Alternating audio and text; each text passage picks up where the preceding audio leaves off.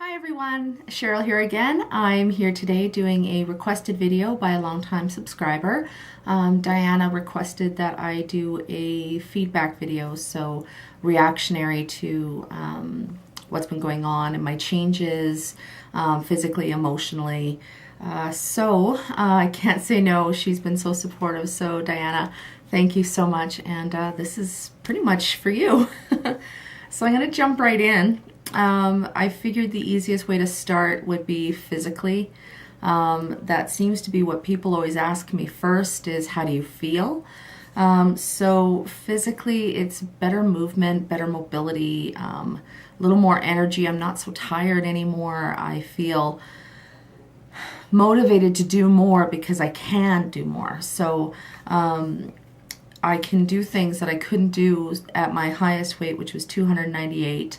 300 pounds is a lot of body to try and move, but now I can do things as simple as crossing my legs. At work, when I'm in a meeting, it's amazing the pride I feel when I do it. I actually did it for the first time unconsciously in a meeting at work, and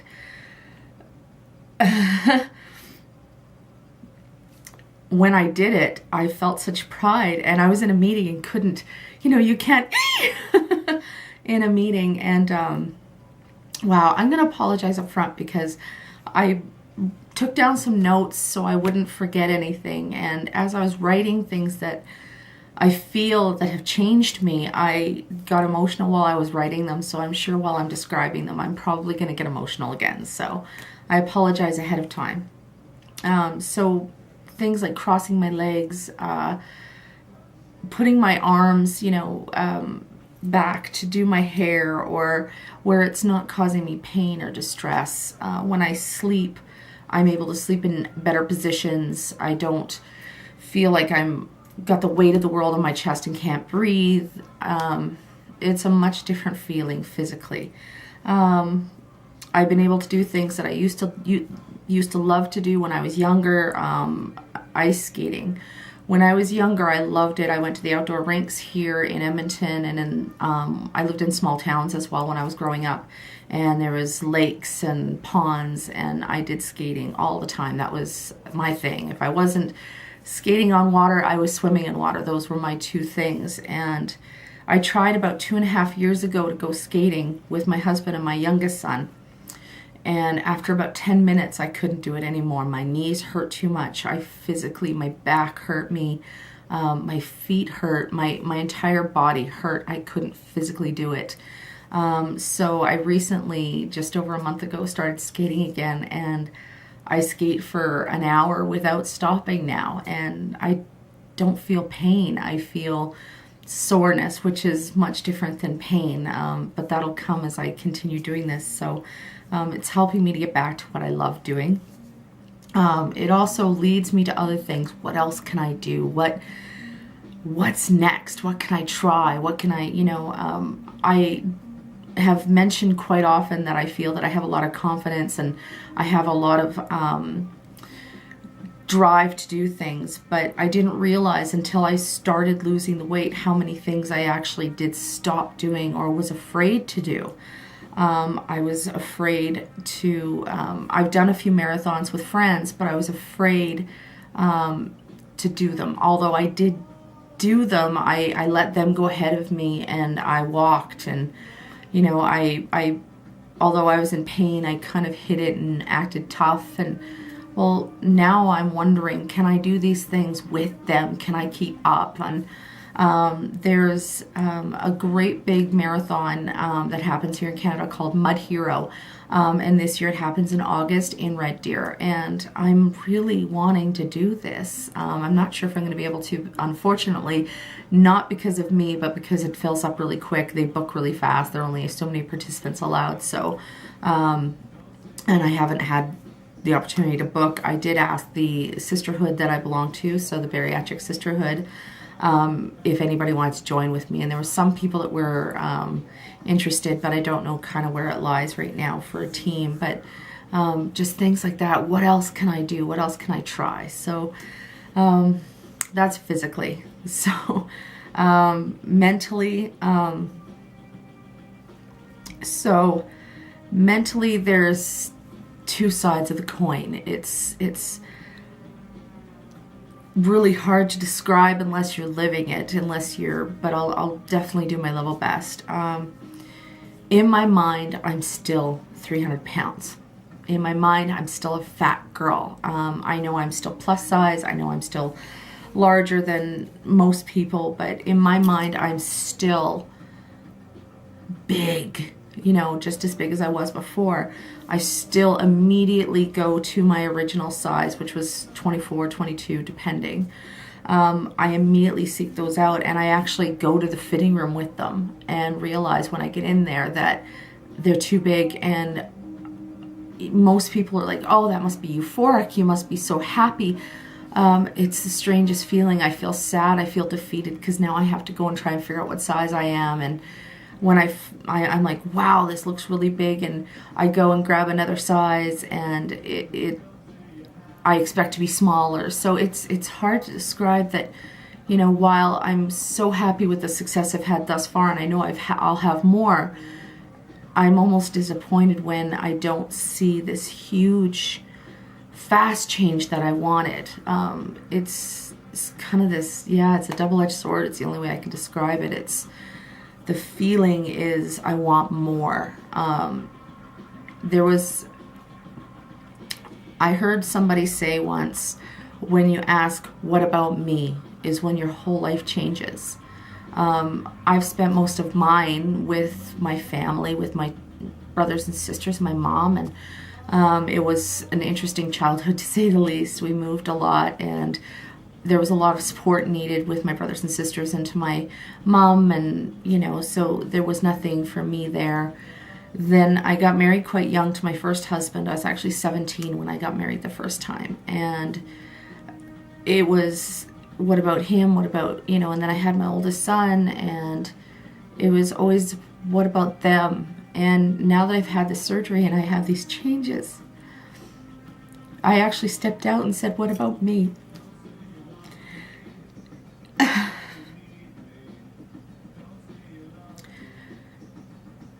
What about me is a freeing question, but it's scary because you don't know how to answer it, because you've made these commitments to these other people, and you feel like you're letting them down, and that they won't love you if you don't continue giving to them. But what I've realized is I can't keep giving to them if I don't take care of myself, which I know sounds so silly. It sounds like such a cliche, like an after-school special, but it's true. If you don't give to yourself and feed yourself and nurture yourself and give yourself what you need, you're of no use to anyone. So, sorry, I just need a minute.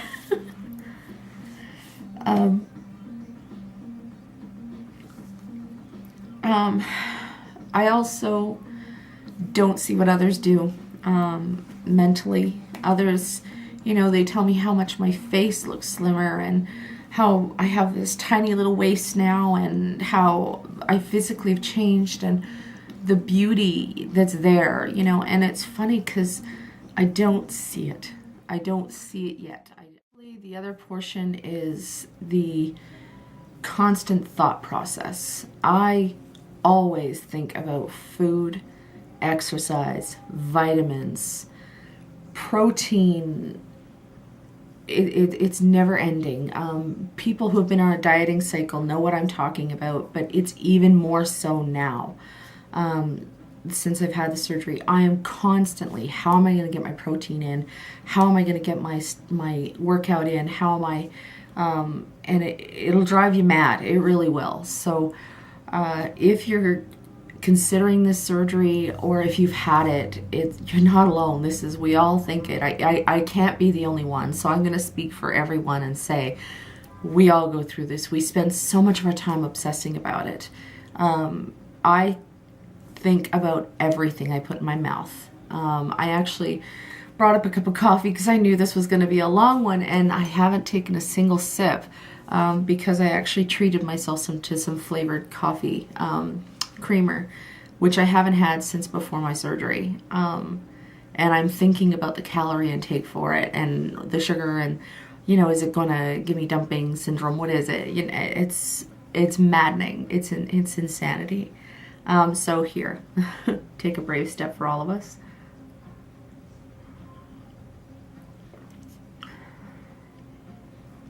It's good.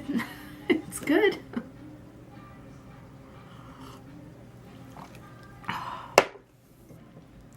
I wore my best waterproof mascara today. Okay.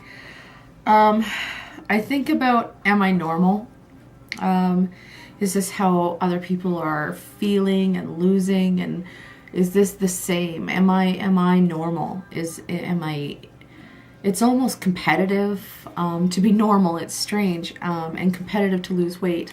I've joined some forums for weight loss, the Edmonton Bariatric Society, the Bariatric Sisterhood, and most recently I've joined another one, but I'm going to get to that in another section of this. I've joined these forums and I feel the urge to nurture and to support these other people on this journey. I feel obligated to do it. I want to do it because I felt so alone when I was going through it at first. But there's a competition when I see their pictures.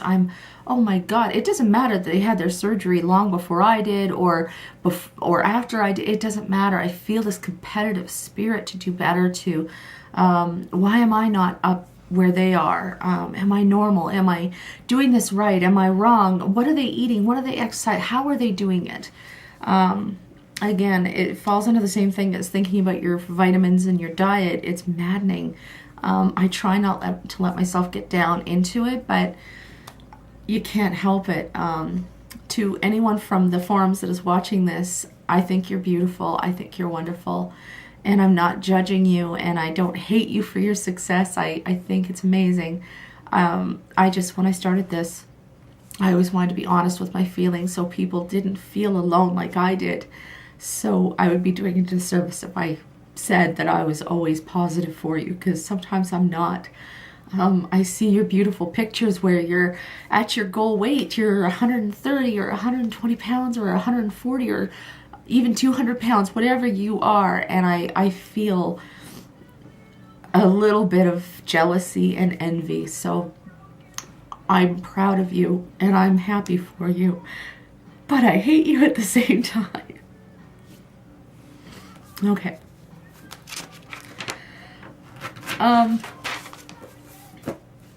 So I also think about the next steps a lot. What do I do now? So it's funny because I'm not at my goal weight. I was just talking about being envious of others, but now I've got a new focus. Now I've got a new obsession, a new, I don't even know what to call it. It's the craziest thing. My next steps is skin removal. It's when I first started the journey, it was health, and I'm not going to lie to you, there is something about the appearance as well, but it is still circled mostly around my health and how I feel and what I can do. But skin removal, I've discovered, is quite important. People get sores, they get infections, especially in the belly area, because their skin overlaps and it's constantly moist, and it can be dangerous. It's almost like bed sores, and it's painful and it's embarrassing, and as well, clothing is very difficult. Although I may be a smaller size, the skin doesn't allow me to wear clothing that fits properly because the skin takes up the extra sizes. So I've been spending a lot of time looking at skin removal surgery, and I've joined a new clinic, a new forum that a lot of the people who have had the bariatric surgery have graduated to. I'm going to ask permission prior to saying their names on camera. I'm going to talk to a lady that I know that liaisons with them to see if the surgeons are okay, and I will put their names right here if I get the go-ahead.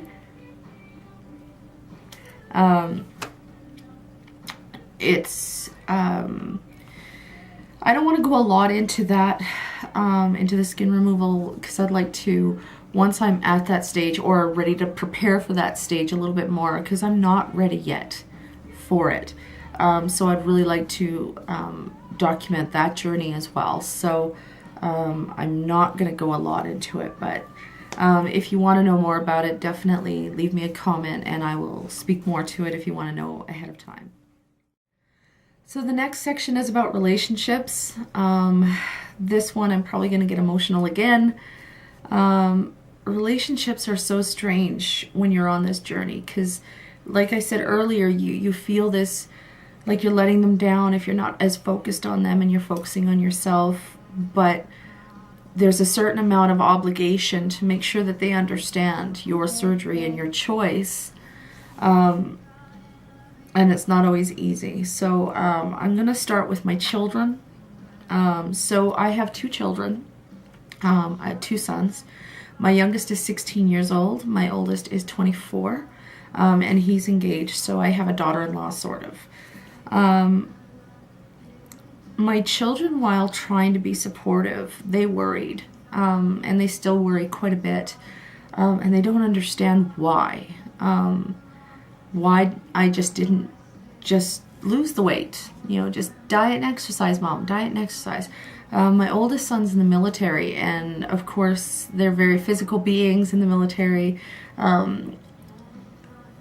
They didn't understand why I felt the need to go down this path. Trying to make someone understand why you chose this path when they're fearful that you're going to die. And that was the fear that, you know, Google's everywhere. The internet is just, they can find that information pretty quick. And my kids are definitely of the internet generation. And the fear was that I was not going to live. Or that I was going to be so altered afterwards that I wouldn't be Mom. I wouldn't be who they knew. Trying to make them understand that I was just trying to be the mom I could be. Instead of sitting on the side while they're at the park, I could have been moving more. And now that they're older, I want to be able to keep up with them. I want to, you know, when we go on vacations or just out for the day, I don't want them stopping because I need to rest. I want to keep up. I want to be with them. So, and with my oldest son being engaged, you know, it kind of brought it to the forefront for me that I'm getting older, and I could be a grandmother in the next few years. It really put something into me that what kind of life do I want with my family? And I want to be a grandmother that gets down on the ground and rolls around with her grandkids and plays. I don't want to be sitting on the couch going, good dear, good dear. I want my support system in my family. There's really only one person that I look to, and that's my older sister. She's 6 years older than I am, but she's not able to support me through this right now. I had my surgery September 22nd, and unfortunately, just before my surgery on June 30th, my sister went into the hospital and has not been out. My sister had a brain aneurysm and has had many surgeries, and we've been told that she's never going to recover.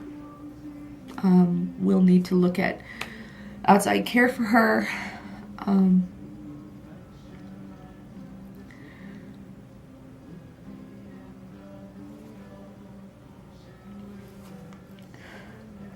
So really the only person in my family that I had that could support me is not there. I know that she would have been behind me, but now I just need to be there for her. So the next layer of support is always your friends. I have the most amazing friends in the world. I am so fortunate to have the people in my life I do. My friends never judged. My friends never tried to dissuade me. they said no matter what I decided that they loved me and they were behind me. Surgery, no surgery, didn't matter. I have many, many more friends that supported me. There are people that I worked with that were amazing. There are people, you know, in the States that I know that supported this, and my friends supported me more than my family, my mother, my sisters, and my brothers. They were amazing to me, and I don't know that I would have been strong enough without them. So, thank you. My husband. Bless my husband's heart. My husband was against the surgery. Still doesn't feel good about it. He did not want me to have it. He was afraid that something would happen to me. He was afraid of recovery. He was afraid of what my life's going to be like later when I'm older and need different kind of care. He didn't care that I was 300 pounds. He thinks I'm beautiful no matter what. And he understood the worry about my physicality and my health, but this was avoidable if there was side effects from the surgery and complications. That's avoidable. And he really, really didn't want me to do it. I had been thinking about this surgery for years. Back in my 30s, I was thinking about it. And I didn't because he asked me not to. And then, you know, the question came up, what about me? And I made the decision to go through with it. Now, while I say my husband was not supportive and didn't want me to do it, does not mean he didn't have my back. I'm sure there's some of you that are considering this surgery that have the same. Their fears are valid. How they're feeling is valid. You cannot discount it, and you cannot just say, too bad. You have to educate, you have to offer the help that they need and the support they need. It's scary to be standing in that room the morning of the surgery, holding your wife's hand, knowing that she is fine. There's nothing wrong with her. The surgery she's going in for is totally elective, and that she may not come out. It's hard to let go of her hand. My husband did that. He let me go. Even though he was scared and didn't understand fully and didn't really want me to do it, he let me go and let me do what I felt I needed to do. So we have to understand that there's a journey for them as well. And it's not easy, especially when it's not happening to you. They don't understand the feeling that you have, the hopelessness sometimes that just overwhelms you, and that you want to be more than this. And it's hard for them to see it when they love you so much. So be kind to them.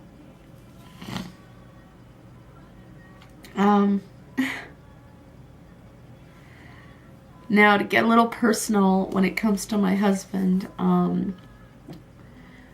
we've always been really active in the bedroom. Even when I was big, we've been together for, well, we've been married, it'll be 17 years in June that we've been married. And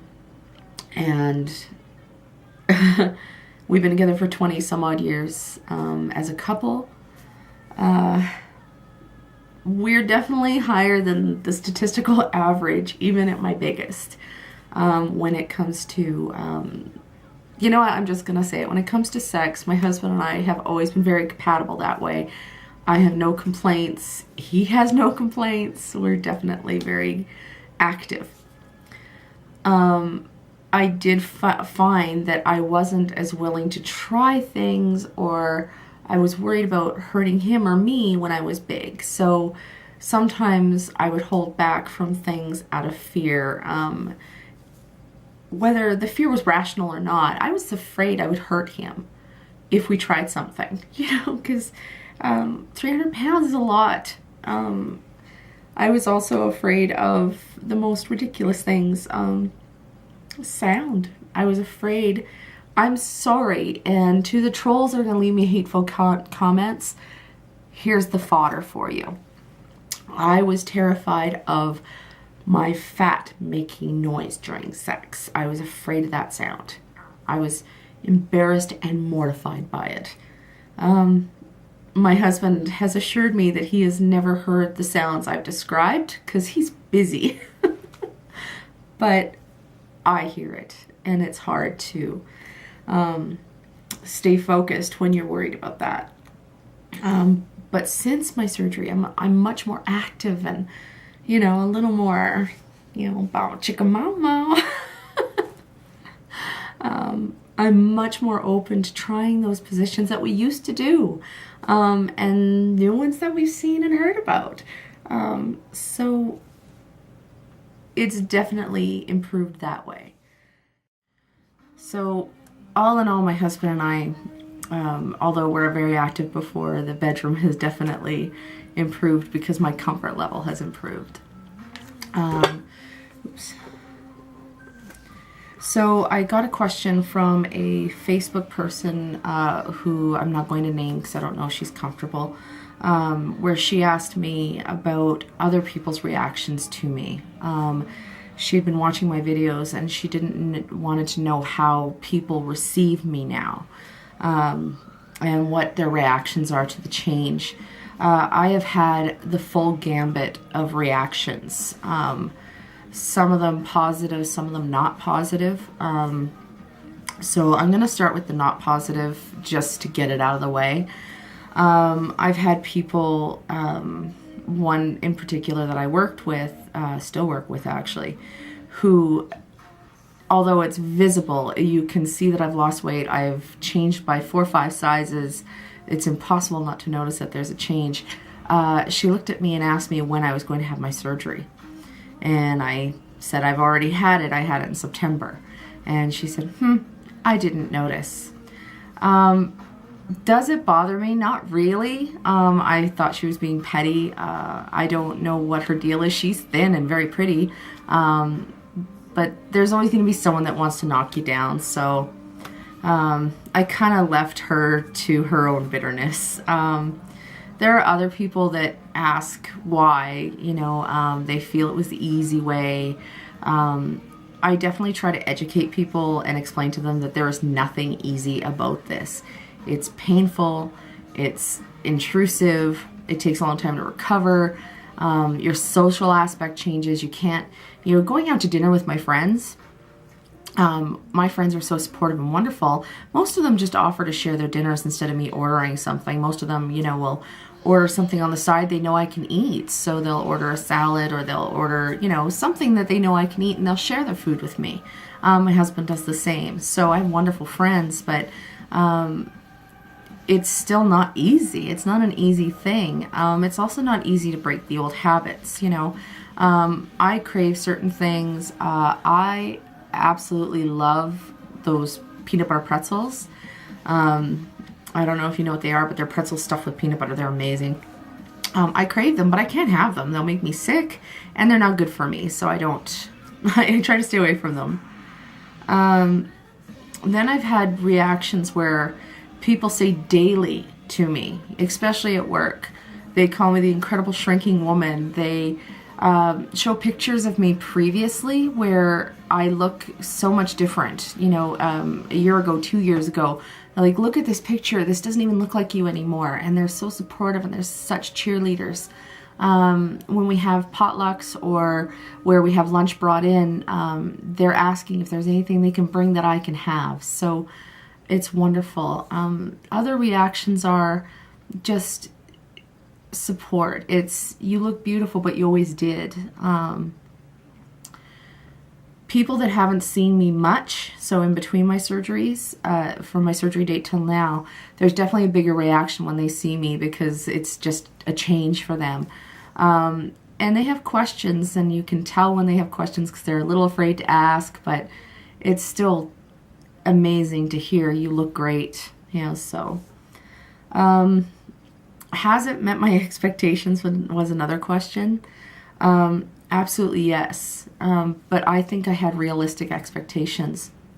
some of the things I've seen on posts concern me for the people, and I'm not going to call you out because everybody has to go through this themselves, but losing the weight is not going to make your life better in the aspect, it's not going to get you a new house. It may help you get employment because there is definitely fat discrimination, but it's not going to get you a raise. It's not going to make you better at your job necessarily. You have to have real expectations and realistic expectations of what this is going to do for you. You are not going to just be this whole other person. You're not going to be a Victoria's Secret model overnight. You have to set your expectations. So it's definitely met my expectations. I couldn't be happier that I did it. The last question is, do I regret it? Do I regret doing it? The answer is no. I have no regrets at all. Well, no, that's not true. I regret that I didn't do it sooner. It has made such an important impact in my life that I feel rejuvenated that I can do things again and be so much more than I was allowing myself to be. And I'm ashamed to admit that.